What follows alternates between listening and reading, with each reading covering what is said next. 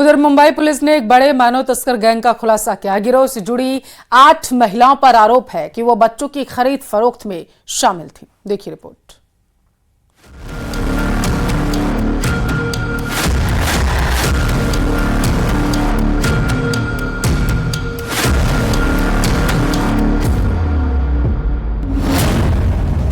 मुंबई में मानव तस्कर गैंग का भंडाफोड़।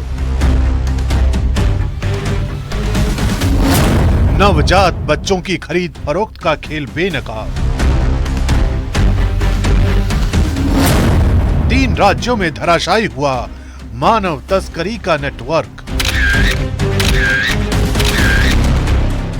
मुंबई पुलिस के शिकंजे में फंसी ये वो महिलाएं हैं जिनके ऊपर बेहद संगीन आरोप है।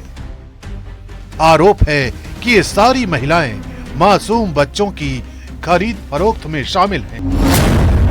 जानकारी के मुताबिक माटुंगा पुलिस ने इन शातिर महिलाओं को महाराष्ट्र, गुजरात और कर्नाटक से गिरफ्तार किया है। मुंबई पुलिस ने ह्यूमन ट्रैफिकिंग का एक बड़ा गैंग को पर्दाफाश किया है, जिसमें अधिकतर जो गैंग मेंबर है वो महिलाएं हैं। ये महिलाएं जो हैं वो महाराष्ट्र, गुजरात और कर्नाटक में ऑपरेट होती थी। और ये देखिए किस तरीके से जो पूरा गैंग है वो मुंबई पुलिस की माटुंगा पुलिस स्टेशन की जो ह्यूमन ट्रैफिकिंग है उसके पूरा गैंग बस गया है। ये छोटे बच्चों की खरीद फरोख्त करती थी और बताया जा रहा है कि ये इंटरस्टेट गैंग है। दावा किया जा रहा है कि मुंबई पुलिस को इस गैंग से जुड़ी कई खबरें पता चल चुकी थी। इन्हीं खबरों के आधार पर पुलिस ने टीमें तैयार की और बाकायदा प्लानिंग के तहत इन्हें जाल में फंसाया गया। बताया जा रहा है ये महिलाएं ऐसे परिवारों को चुनती थी जिनके परिवार में बच्चे नहीं होते थे। उन परिवारों के साथ 3 से 4 लाख रुपए में बच्चों की डील की जाती थी। ये इंटरस्टेट गैंग है और इस गैंग को पकड़ने के लिए मुंबई पुलिस काफी दिनों से इनके ऊपर नजर रखी हुई थी। मैक्सिमम जो आरोपी हैं वो महिलाएं हैं, जिसको पुलिस ने पूरा ट्रैप लगाया। इनके कांटेक्ट में आया कि अगर बच्चा खरीदना या बेचना हो तो किस तरीके से ह्यूमन ट्रैफिकिंग का पूरे गैंग को पकड़ा जा सके। पूरे ट्रैप में मुंबई पुलिस ने अभी तक 8 महिलाओं को गिरफ्तार किया है और 1 पुरुष भी है। बताया जा रहा है कि ये इंटरस्टेट गैंग है, छोटे छोटे बच्चों को ये खरीद फरोख्त करती थी। ह्यूमन ट्रैफिकिंग का बड़ा गैंग महाराष्ट्र, गुजरात और कर्नाटक में चल रहा था।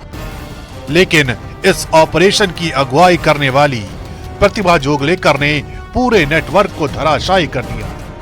जानकारी के मुताबिक मानव तस्करी गिरोह से जुड़ी 8 महिलाओं पर शिकंजा तब कसा गया जब एक बच्चे से जुड़ी खबर की पड़ताल चल रही थी।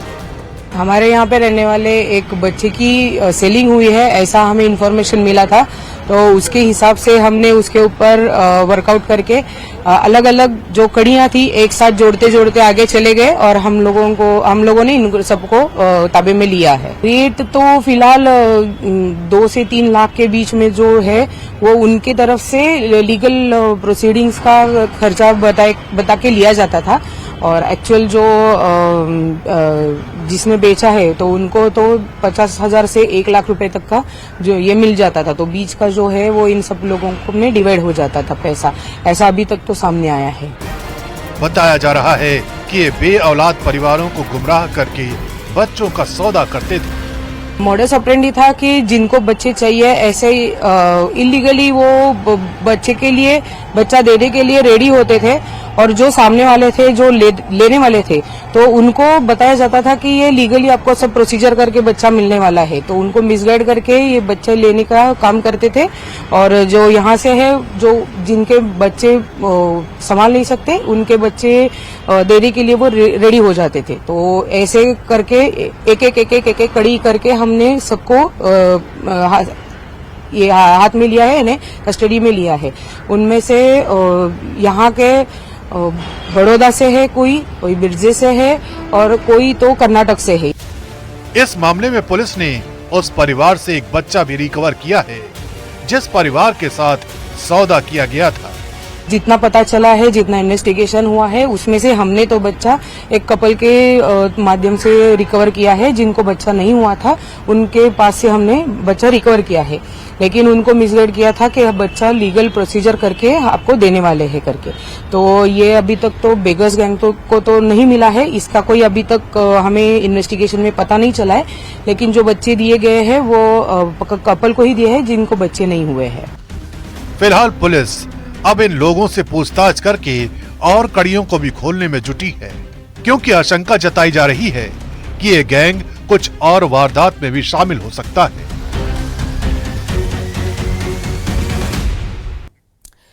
भिवाड़ी का रुख कर लेते हैं। बड़ी खबर है, कॉपर वायर चोरी होने के मामले में अपडेट आया है, अब तक पहुंचाएंगे। चोरों ने कंपनी की छत से 50 किलो वायर चोरी कर लिए। 15 दिसंबर की रात चोरों ने कॉपर वायर चोरी किया था। कंपनी में लगे सीसीटीवी कैमरे में पूरी वारदात कैद हो गई है और उसी के आधार पर यह दावा किया जा रहा है। थाना इलाका पुलिस गश्त पर अब सवाल उठाने लगे हैं। लोगों का कहना है कि गश्ती सही से नहीं हो रही है, इसी वजह से चोरों के हौसले लगातार बुलंद हो रहे हैं। कंपनी ऑनर्स ने चोरी का मामला दर्ज करा दिया है, बताया जा रहा है, और अब इस मामले की जांच तत्परता से करने की मांग कंपनी ओनर की तरफ से की जा रही है। तो 50 किलो वायर चोरी किया गया है। चोरों ने कंपनी की छत से, बताया जा रहा है, इस घटना को अंजाम दिया। तस्वीरें आप देखिए, ये सीसीटीवी फुटेज अब सामने आया है। हालांकि बताया जा रहा है घटना 15 दिसंबर की है। सीसीटीवी सामने आने के बाद इसकी शिकायत दर्ज करा दी गई है और अब इसी के आधार पर ये जो आरोपी आपको लाल घेरे में दिख रहा है, इसकी तलाश पुलिस कर रही है।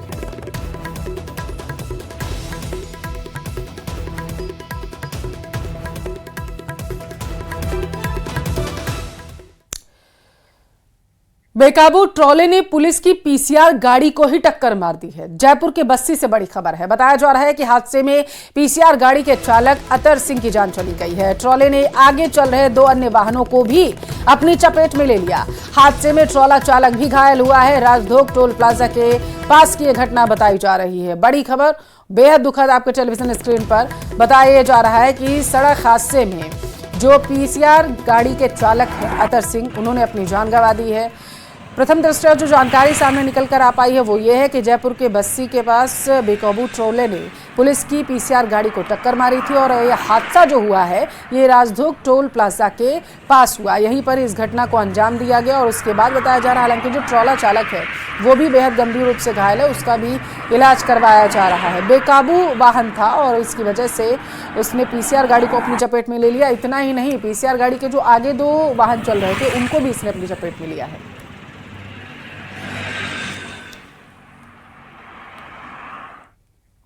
तो दिल्ली में चुनाव पर चुनाव आयोग की अहम बैठक होने जा रही है। यह बैठक 2 दिन चलेगी, जिसमें दिल्ली चुनाव की तैयारियों पर मंथन किया जाएगा। पुलिस प्रशासन और राजनीतिक दलों के जनप्रतिनिधियों के साथ चुनाव आयोग की यह बैठक बेहद महत्वपूर्ण। आज की बैठक दिल्ली के एनडीएमसी में होगी, जबकि 19 दिसंबर को चुनाव आयोग में इस पूरे मामले को लेकर के इलेक्शन कमीशन बैठक करता नजर आएगा। बड़ी खबर आपके टेलीविजन स्क्रीन पर, दिल्ली में चुनाव होने हैं और उससे पहले इलेक्शन कमीशन लगातार बैठकों कर रहा है ताकि तारीखों का जो फैसला है वो किया जा सके। तो ये चुनाव की तारीखों पर मंथन जो है इलेक्शन कमीशन कर रहा है, उसी से जुड़ी ये बड़ी खबर है आपके टेलीविजन स्क्रीन पर।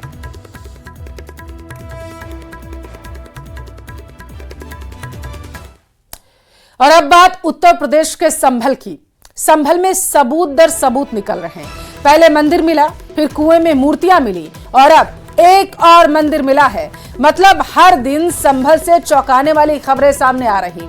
आज एएसआई यानी कि भारतीय पुरातत्व सर्वेक्षण की टीम संभल में जिले का दौरा करने वाली थी, लेकिन अब एएसआई की टीम कल दौरा करेगी। बताते चले कि एएसआई की टीम आज ही संभल पहुंचने वाली थी, लेकिन चारों जो थे, बताया जा रहा है सदस्य टीम में से एक अधिकारी के छुट्टी पर होने की वजह से ये दौरा टल गया है। ये फैसला लिया गया क्योंकि 4 अधिकारी थे, उनमें से एक का छुट्टी है।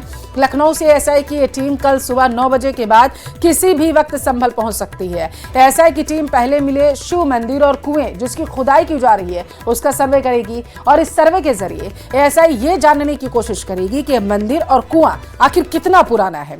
दरअसल संभल में शिव मंदिर के पास बने कुएं की खुदाई करते वक्त 20 फीट की गहराई में 4 मूर्तियां मिली थी, जिसके बाद डीएम ने खुदाई रोकने का आदेश दिया और एएसआई को सर्वे के लिए पत्र लिखा। उम्मीद की जा रही है कि जिला प्रशासन कल एएसआई टीम को दूसरे कुएं का दौरा भी करवा सकता है। संभल में मिले मंदिर की सीसीटीवी से निगरानी की जा रही। खगुसराय में स्थित शिव मंदिर के चारों तरफ सीसीटीवी लगा दिए गए हैं, जिनके जरिए श्रद्धालुओं समेत हर आने जाने वाले पर पैनी नजर रखी जा रही है। ये तस्वीरें देखिए, ये वो सीसीटीवी हैं जो प्रशासनिक अधिकारियों की तरफ से लगाए गए हैं ताकि चप्पे चप्पे पर नजर रखी जा सके। अगर कोई किसी तरीके की अव्यवस्था फैलाने की कोशिश करता है तो उसकी भी पहचान की जा सके, क्योंकि इस पूरे एरिया का अब एएसआई जो है वो सर्वेक्षण करेगा, सर्वे करेगा और पता लगाया जाएगा कि ये मंदिर कुएं जो मिले हैं ये कितने साल पुराने हैं।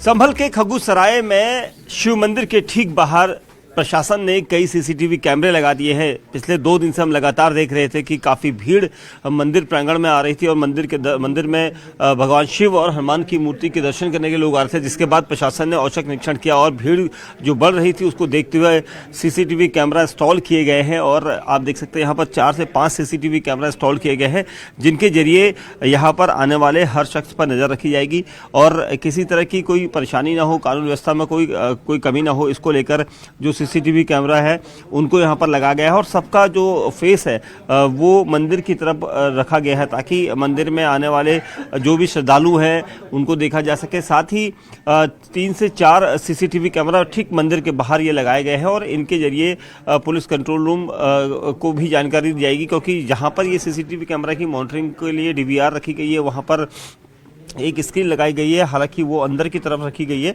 और मंदिर में पिछले 2 दिन से हम लगातार देख रहे थे जो श्रद्धालुओं का यहाँ पर आना जाना लगा था, उसको देखते हुए ये व्यवस्था की गई है, क्योंकि सुरक्षा की दृष्टि से सभी जो इंतजाम है उन सभी को करते हुए प्रशासन की टीमें यहाँ पर कोशिश कर रही है कि हर चीज़ पर बारीकी से नज़र रखी जा सके। और सीसीटीवी कैमरा की मॉनिटरिंग के बाद यहाँ पर जो पंडित जी हैं, पंडित जी ये सीसीटीवी कैमरा लगे हैं, कब लगाए गए? देखिएगा ये कल से हम यहाँ लगाए गए हैं। एक कैमरा इधर लग रहा है, एक इधर लग रहा है, ये सब मंदिर की निगरानी के लिए कि कोई भी यहाँ आतंक जो है विपक्ष जो है यहाँ कुछ करे ना। उत्तर प्रदेश में पिछले 4 दिनों में 4 ऐसे मंदिरों का पता चला जो दशकों से बंद पड़े थे। इन मंदिरों में ताला लटका हुआ था, यहां कोई पूजा पाठ करने वाला नहीं था। सबसे पहले 14 दिसंबर को संभल के खगुसराय में 46 साल से बंद पड़े शिव मंदिर का पता चला, जिसे प्रशासन ने खुलवा दिया।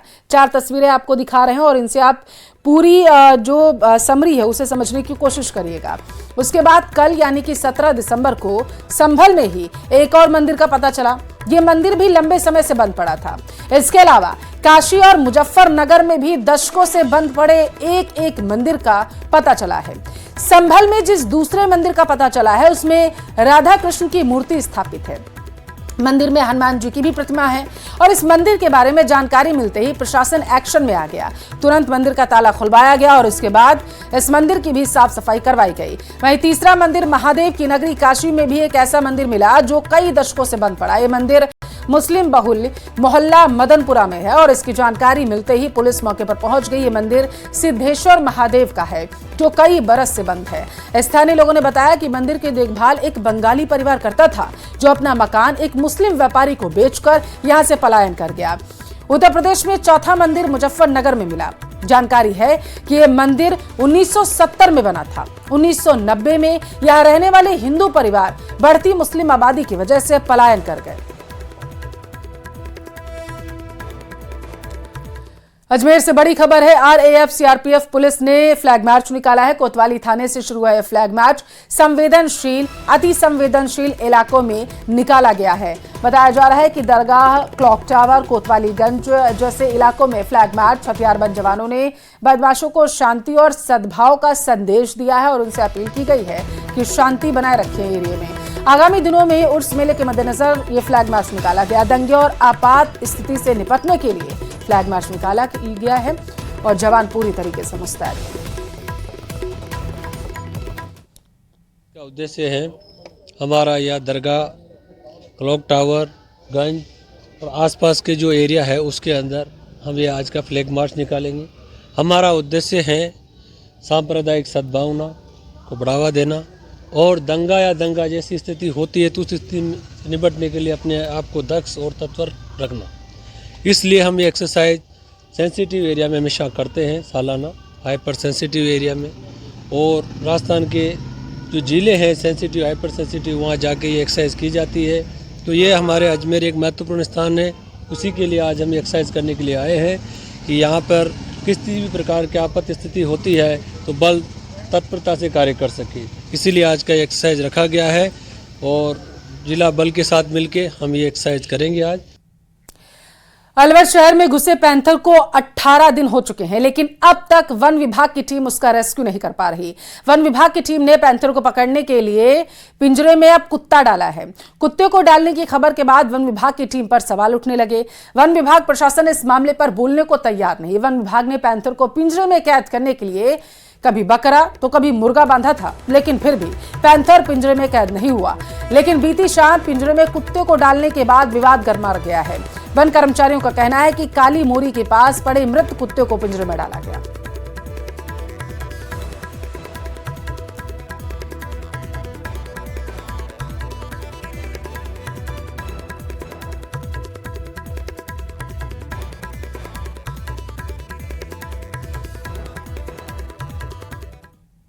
अलवर के आरआर कॉलेज परिसर के जंगल में 18 दिन बीत जाने के बाद भी पैंथर पकड़ में नहीं आ सका है, क्योंकि पैंथर का यहाँ कॉलेज परिसर के जंगल में लगातार मूवमेंट बना हुआ है और लगातार मूवमेंट बना होने के चलते जो कॉलेज परिसर के आसपास की जो कॉलोनी है उसमें लोग जो रहते हैं उनमें दहशत का माहौल है कि यहाँ जो घूमना करना जो है पूरी तरह से लोगों का बंद हो गया है, क्योंकि पैंथर का यहाँ पूरी तरह मूवमेंट है और लगातार यहाँ वन विभाग की टीम को पगमार्ग मिल रहे हैं। वहीं वन विभाग की टीम ने 2 पिंजरे यहाँ लगाए थे पैंथर को पकड़ने के लिए, जिसमें बकरा और मुर्गा तक बांधा गया, लेकिन उसके बावजूद भी पिंजरे में जो पैंथर है वो कैद नहीं हो पाया। उसके बावजूद यहाँ पर जो वन विभाग की टीम ने झालाना जयपुर से एक पिंजरा मंगवाया, जिसको यहाँ कॉलेज परिसर के यहाँ पर रखा गया था, उसके अंदर बकरा भी बांधा गया।